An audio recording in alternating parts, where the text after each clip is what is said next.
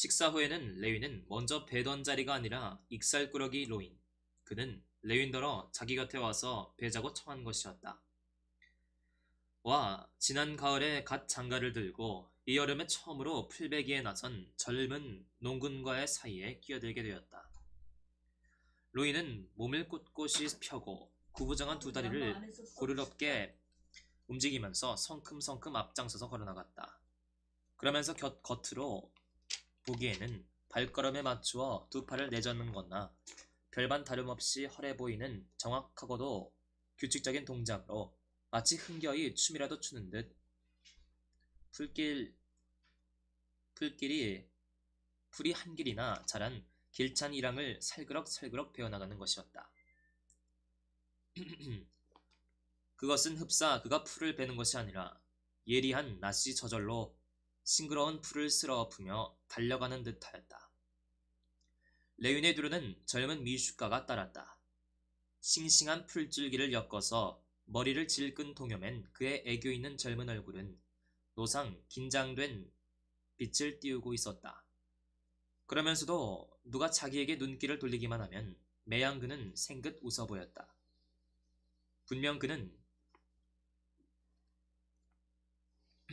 그는 차라리 죽는 한이 있더라도 단단히 일이 고되어 철저매는 눈치를 남에게 보이지는 않으리라고 마음을 먹은 모양이었다.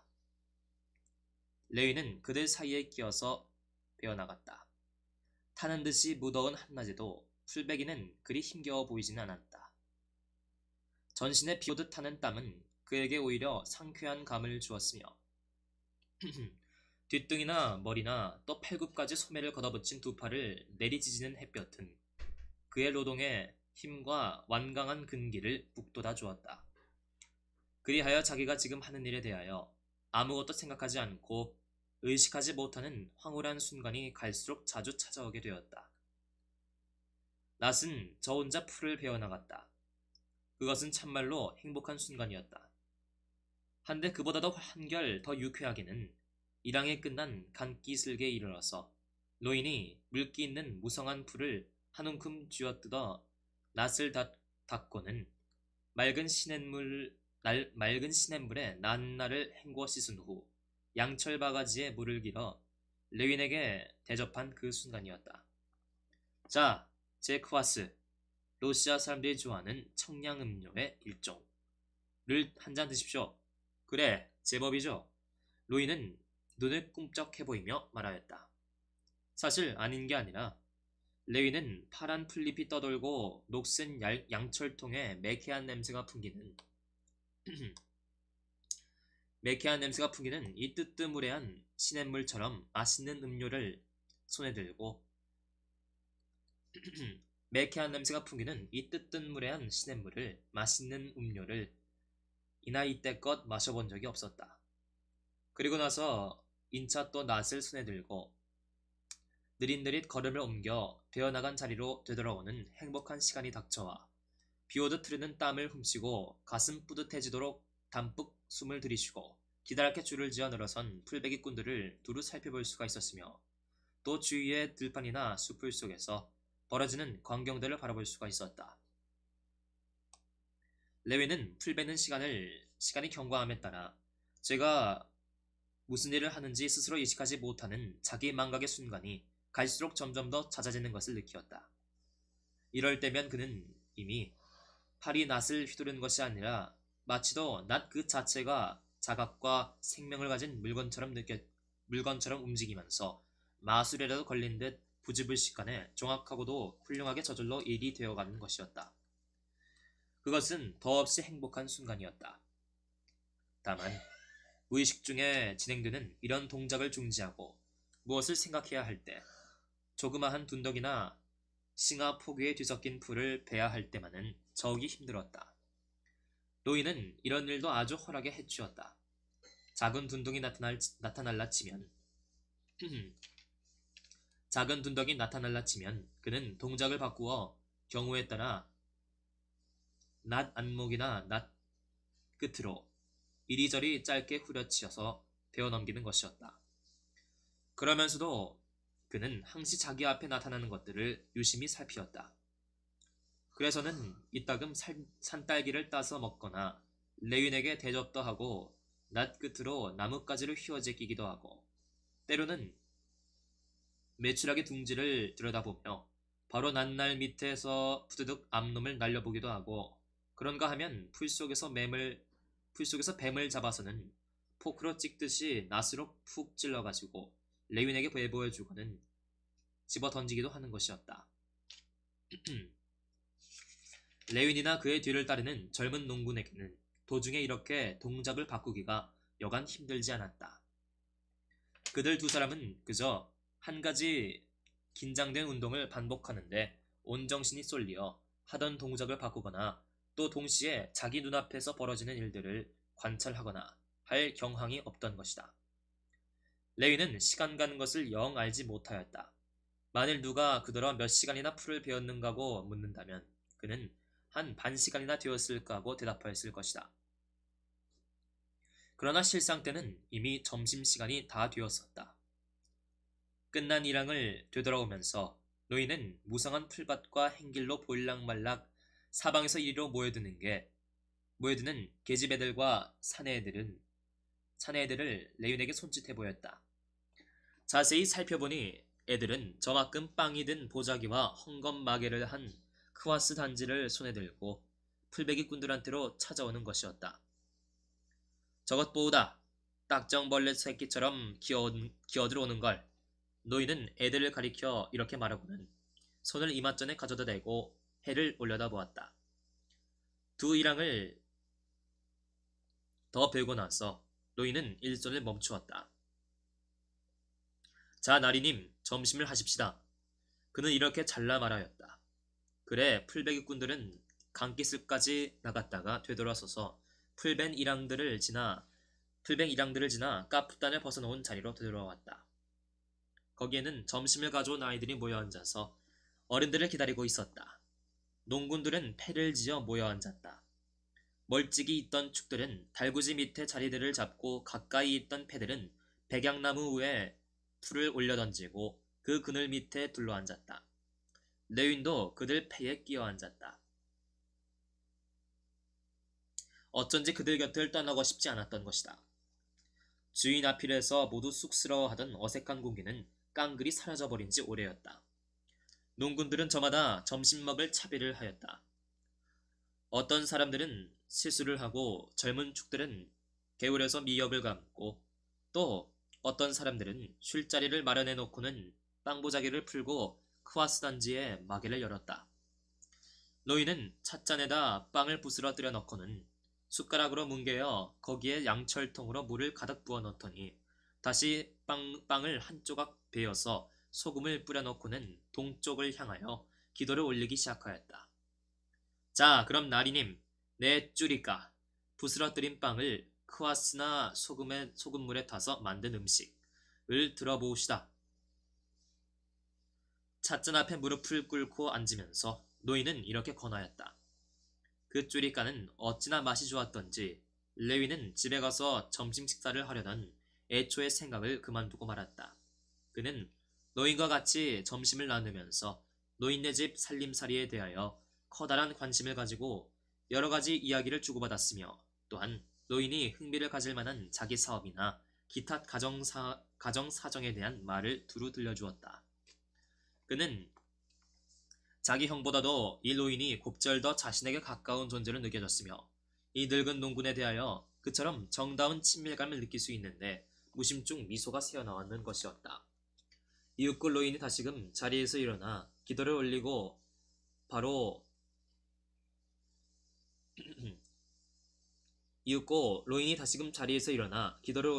그 아래 숲에서 그 숲 아래 풀을 베개 삼아 베고 늘어눕자 레위는 그렇게 따라하였다.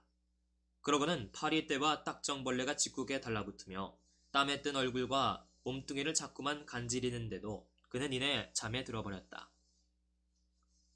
그리하여 태양이 백양나무 숲 저편으로 넘어가 그의 얼굴에 따가운 햇볕을 던지기 시작할 무렵에 겨우 잠이 깨었다.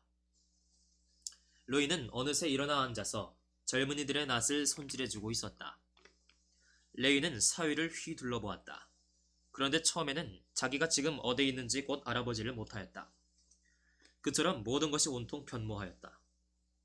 가없이 넓은 목초장은 거지반 풀이 베어져서 이미 싱그러운 향기를 풍기기 시작한 이랑들은 석양의 비스듬한 햇살을 받아 유달리 새로운 광채를 내고 있었다. 그리고 강가에 외로이 선 관목 숲들이며 조금 전까지도 바라보이지 않던 것이 이제는 거울처럼 눈부시게 반짝이며 굽이쳐 흐르는 강물이며 주섬주섬 일어나서 움직이기 시작하는 일꾼들이며 불이 바람벽처럼 빽빽이 들어선 배다 남은 자리며 벌거벗은 목초장으로 감도는 새매며 모든 것이 아주 새삼스레 보였다. 이윽고 제정신으로 돌아간 레위는 이미 뵌 것이 얼마나 되며 또 오늘 중으로 얼마나 더 뵐 수 있을 것인가를 가늠해 보았다. 42명의 일손으로는 굉장히 많은 일을 한 셈이었다. 기왕에 농노제도 하에서 부역을 시킬 때에는 일꾼 30명을 붙여서 온근 이틀이 걸려야 하던 큰 목초장이 이제 이미 거지반 다 배나 다름없는 것이었다. 귀퉁이에 짤막한 이랑이 몇 줄 남아있을 따름이었다. 그랬건만 레위는 오늘 안으로 될수록 더 많이 배고만 싶어 그처럼 속히 서산으로 기울어지는 저녁해를 원망스럽게 생각할 지경이었다. 그는 조금도 몸이 고단함을 느끼지 않았다. 그의 머리에는 어서 빨리 서둘러 조금이라도 일을 더 많이 하려는 생각밖에 아무것도 없었다. 근데 어떨까? 마슈킨 벌까지 아예 배치우면 하고 그는 로인에게 말을 걸었다. 글쎄요, 해가 기울어졌는데쇼. 그래, 젊은이들에게 술값이나 내주시렵쇼. 휴식 시간이 되어 다시 모두들 일손을 놓고 담배를 즐기는 축들은 한 대씩 피워 물고 앉았을 무렵에 로인이 젊은이들을 보고 마슈킨 벌까지 배치우면 술값이 톡톡히 나온다네 하고 광고를 하였다.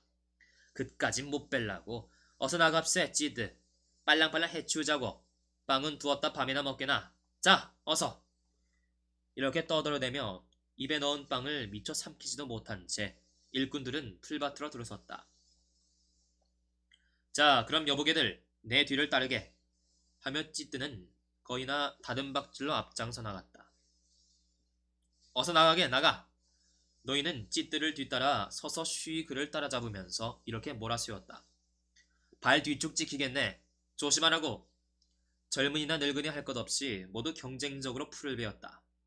하지만 그렇게 덤벼치면서도 그들은 풀을 못쓰게 만드는 일이란 결코 없었으며 일항들은 한결같이 정확하고 맵시있게 다듬어지는 것이었다. 귀퉁이에 남아있던 조그마한 판은 단 5분 동안에 배치웠다. 뒤쪽에 선 일꾼들은 아직 일항의 끝머리를 베어나가는데 앞선 축들은 어느새 저고리들을 어깨에 둘러매고 행기를 가로질러 마슈킨 벌로 향하는 것이었다. 그들이 양철통을 덜렁거리면서 마슈킨 벌에 우묵한 골짜기로 접어들었을 무렵에는 해는 이미 숲을 뒤로 기울어지려는 참이었다. 우묵진 풀밭의 한복판은 솜털같이 부드럽고 연한 풀이 허리도리를 치는데 숲을 속에는 여기저기 들국화 꽃이 아름다운 무늬를 수놓고 있었다. 가로 뵐 것인가 세로 뵐 것인가 잠깐 의논을 하고 나서 프로흐르 예르밀린이라는 소문난 풀베기꾼으로 거무튀튀한 얼굴에 채통이 거인 같은 농군이 앞장을 섰다. 그는 먼저 한 이랑을 베어치우고 다시 되돌아와서 새 이랑에 달라붙었다. 그러자 모두 그의 뒤를 따라 우묵진 골짜기로 내려갔다가는 다시 맞은편 숲을 기슭까지 기어 올라가면서 베어나갔다. 해는 숲을 뒤로 기울어졌다.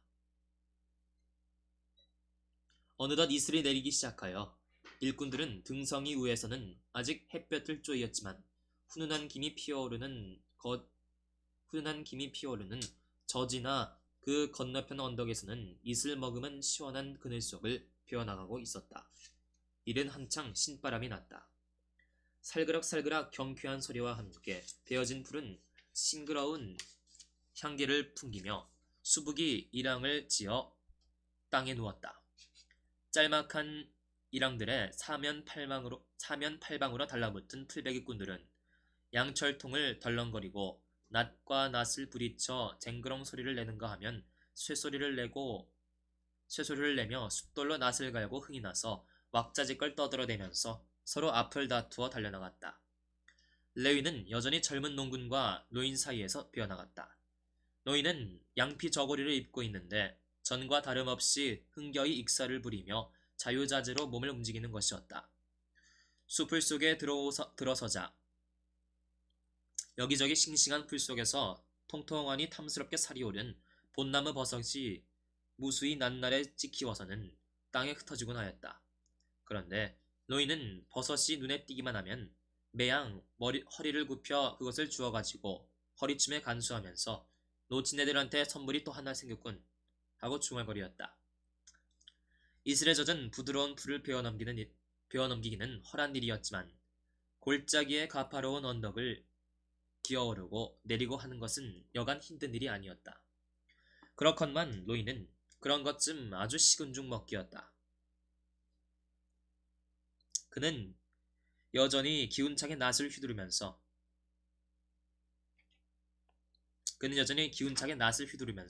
큼직한 집신을 발에 힘을 주어 짤막짤막 발걸음을 옮겨들이며 천천히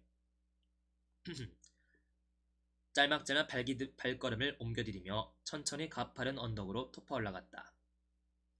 그리고 비록 전신은 부르르 긴장에 떨고 홀테바지의 허리춤이 루바슈가 밑으로 흘러내렸을 망정 앞길에 나타나는 풀한데 버섯 한 개 놓치지 않았으며 여전히 흥에 겨워 농군들이나 레윈에게 농담을 던지는 것이었다. 레윈은 그의 뒤를 따르면서 빈몸으로도 좀에 기어오르기 힘든 이 가파로운 언덕을 낫까지 들고 토파 올라야 하니 이젠 영락없이 나가 떨어졌구나 하는 생각하는 것이 한두 번이 아니었으나 막상 당하고 보면 그도 뒤지지 않고 기어 올라갔으며 제 몫을 해치웠다. 그는 마치 그 어떤 외부의 힘이 자기 일신을 움직이고 있는 듯함을 느꼈다.